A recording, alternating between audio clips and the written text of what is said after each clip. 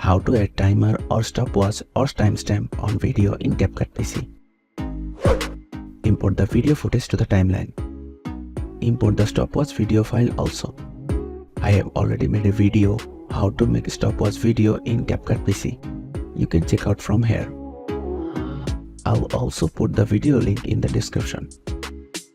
To make the text white, change the blend mode from normal to brighten.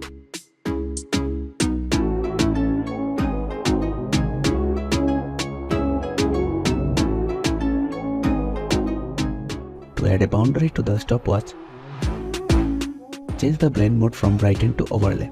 To add a boundary to the stopwatch, go to mask option, select rectangle and position it properly. To select only the part of the stopwatch you want to show, go to mask again and resize it.